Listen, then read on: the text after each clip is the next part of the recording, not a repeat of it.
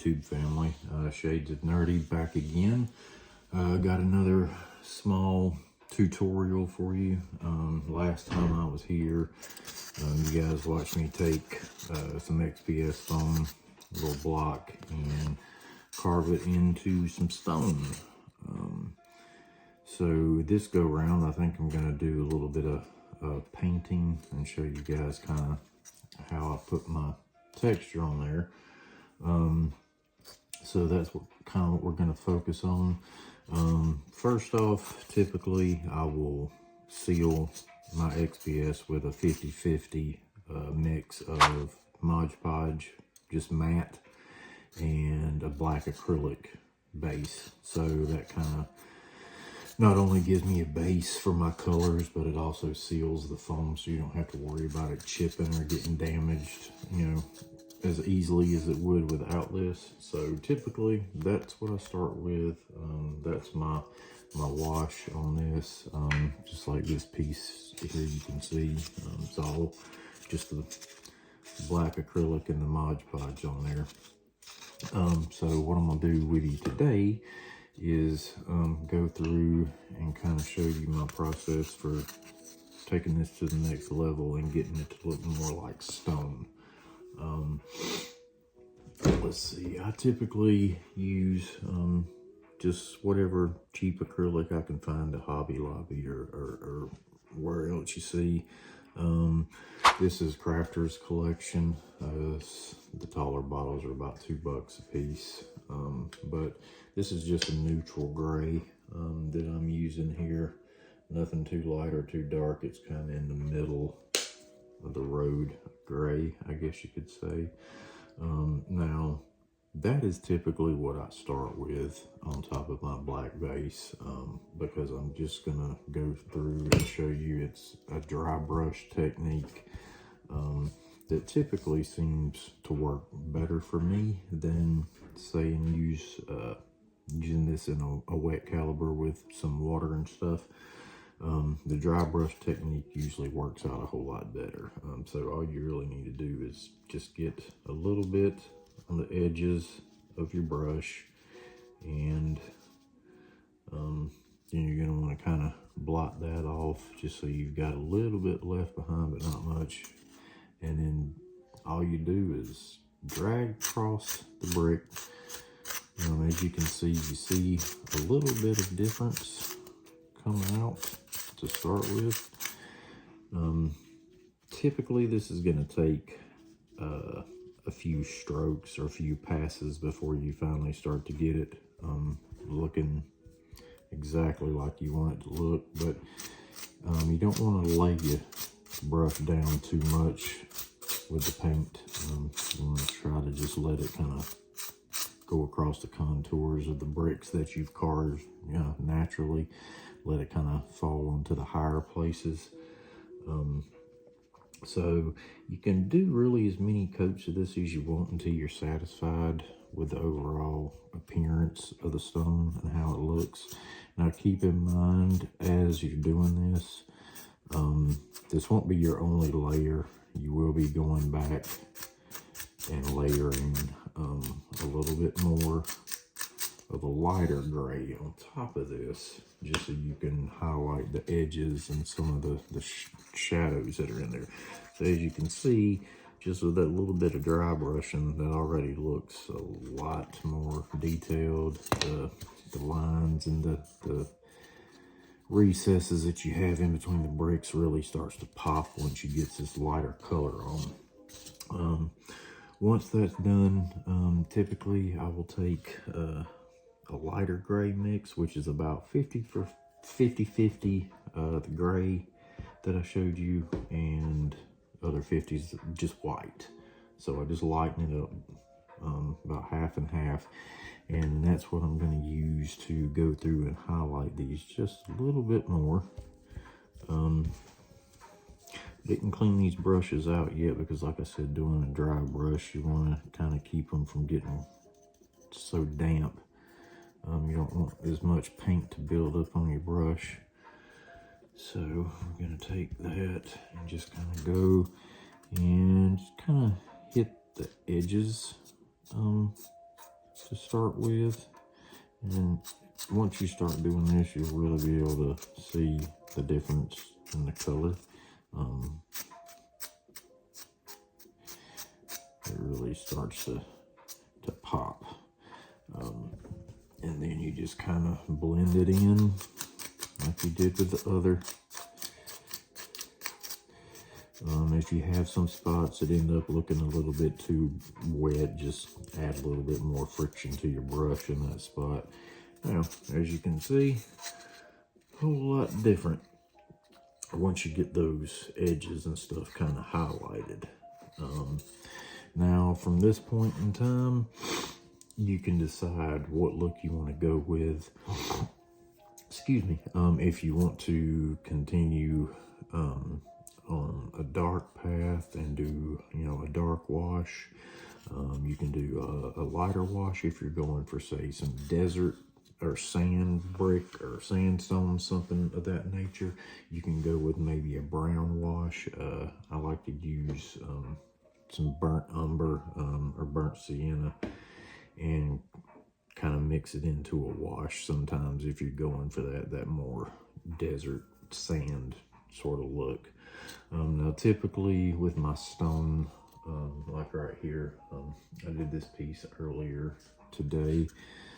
We're gonna get to this point, but you see here how I went back after I did the highlights and have kind of added in some grime and some almost mossy green into some of these areas, and that's just another technique that we'll go over and cover as we're doing this, that is just meant to help make all these lines and all this stuff pop out at you, so it, you know, it looks a whole lot more 3D than it does 2D. But we'll get to this point right now. Like I said, this is that divergence in the road where you decide if you want to go light or dark with this. Now, in keeping with the theme that we're doing, which is we're still working on this diorama right here.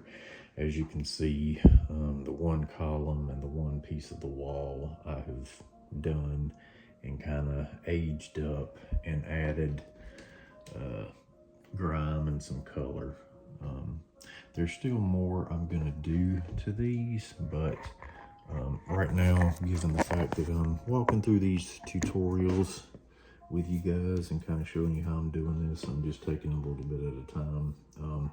I'm going to finish getting the paint slapped on here, and then I want to install some torch lights in the columns, and then I've decided I'm going to put another wall on maybe this right side of the diorama and add a fireplace.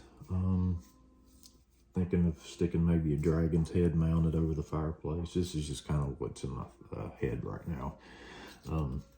But that's where I'm heading with all this.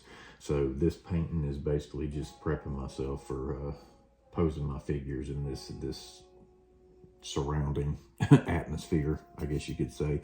So once we've got back to the dry brush of the light gray on here, once that's done, then we can kind of start going in and deciding what we want to add in for our washes and our colors. Now, I've got a little bit Art Minds. This is actually outdoor, but it's a nice olive green color. Actually got this on sale, I think, at Hobby Lobby, and so I've kind of just kept it since then. But I like to do a little stippling with this, where you just kind of get one of these brushes, little sponge brushes, with a little bit on the edges there, and you start off kind of just going in and just dab a little off of there, make sure we're not too thick on there, just kind of going into some of the cracks and crevices and adding in just random hints of green here and there. This is just to kind of give you know, that moldy appearance, that it's a dank dungeon. You know, it's hasn't seen too many beautiful days where the sun got in and shone. So just going in and kind of, like I said, muddying up everything. Another thing sometimes I do is I'll go in and take a little bit of that burnt umber, as I told you before, and just kind of add a squirt, just a small dab of that, and kind of go back and do the same kind of process, only don't be as heavy-handed with the brown, and that's because the brown is going to show up a whole lot heavier initially anyway, so you want to make sure that you're just kind of layering it on there lightly in places. And this is a sporadic situation. You don't have to worry about even tones or it being in certain places more than others. Sometimes I just use my finger and smear it in, depending on how we're going about it. But as you can see, layering in these little spots just kind of give it a little bit more of a story, more of a tale of age and wear, and the fact that the stone is diminishing over time. Now, you can do this however you want. You can layer in greens and browns and blacks. It just depends on what look you're going for specifically. The only other thing that would be taking place with this is just kind of a black wash, and that's I basically just took black acrylic at about 4 to 5 parts water, and then I did add a little bit of burnt umber, just about a drop to this. And all you have to do when engaging in a wash is just let it flow freely. There's no pattern or no specific way that you need to lay this down, because honestly the randomness of how it goes down is going to more and more mimic the way nature would do this. So we're just going to kind of, and yes, I'm making a mess, but it is all in the name of showing you guys how this is done. So I just kind of brush it all over the whole thing, letting it pool in the cracks and kind of find its way around. Yes, I am making a mess, but like I said, that is in the name of showing you guys and gals how I do this. So we'll just leave that there. Typically, I'm going to give it about 60 to 90 seconds to let the wash kind of settle around and set in there. And then I'm going to go back with a paper towel or tissue and just kind of, pat that dry a little bit. Because we want the initial drips and everything that are going to show up, but we don't want to keep it pulled completely across the entire piece. So yeah, just dab it. Mainly what you're going for here is just dabbing off the main parts, because like I said, mostly this is just a highlight type situation for the cracks and the recesses, and just to kind of scuff up the green and the brown that you put on there. So this is about what you're gonna get once you do that. And once again, you can do as many washes as you want. It really depends on how dark you want it to be, or the look that you're going for. There's no wrong or right way to do this, in my opinion. It's just a matter of playing around with it and finding that balance that you like and that look that you like. This is really the first time that I've tried kind of the mold type grungy green, but I figured, given the fact that this was a dungeon scene that I was doing, it was probably the perfect time to try it out. Now, I probably will find more tips and tricks of my own and things to improve this look and to get it even closer to how I want to. But as you can see, that's going to look just like these other pieces that I did today. And we're going to have, you know, areas that are highlighted and darkened by the green and some of the brown. That's just going to give it a little bit more, like I said, dimension, make it look a little bit more 3D and less like a piece of foam that you carved. So that's basically all we've got for this evening. If you guys have any questions or comments on tips or tricks of your own, or if you're looking for a little bit more of an explanation to any aspect of what I showed you here, feel free to ask, drop a like and a comment, and I would appreciate anybody who would like to jump on and subscribe. I am going to try to start doing at least a couple, maybe 2 to 3 videos a week. Most of these will start out probably being on the weekend, given that I still have a 9 to 5 during the week. But as I'm going through this project, I'm going to show you guys more of what I'm doing with it. We're going to be building more of this, and as I grow the channel and hopefully get to know more of you, I'll take you around and start showing you more of my work and things that I'm getting into. This room is a mess right now, as you can see. I've just kind of thrown all my stuff in here. Well, not all of it, but a good portion of it. And so you can see some of the things that I'll be covering, hopefully, on my channel. I'm into gunpla and Gundam building, model kits, Marvel Legends, just action figures in general, diorama building, as you can see. I've got some paint work going over here on a model kit. So yeah,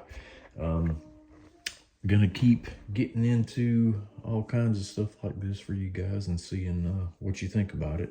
One of my next projects is actually gonna be this dollhouse that I picked up on Macari, I believe, and got a really good deal on it, but it's an old Fisher-Price dollhouse. The scale is really good, as you can see. Let me take Magnus down here. You can see what we're looking at here. I'm gonna turn this into the X-Mansion, Xavier's School for Gifted Children. I'm gonna have to take that apart and paint it up, but that's also gonna be another project that we'll be getting into, hopefully together, as continue to make these videos for you guys. Well, that's gonna do it for this evening. I hope you guys found this helpful and interesting. And like I said, if you have any other questions in regards to it, let me know. I'll continue uploading more as I can get around to it. So I appreciate you guys tuning in, and we'll check you again later.